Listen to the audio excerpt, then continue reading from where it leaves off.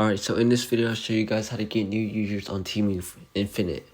So if this video helped, be sure to subscribe and like and watch this video to the end, as it will help out my channel a lot.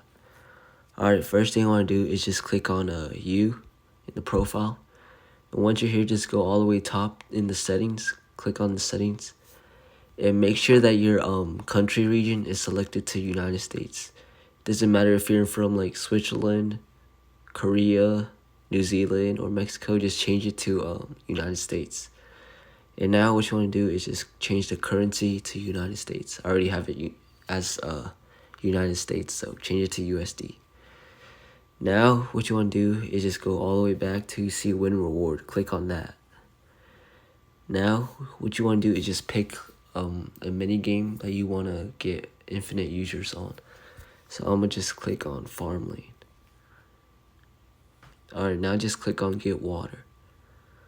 What this does is it gives you a code, and what you want to do is just follow the steps.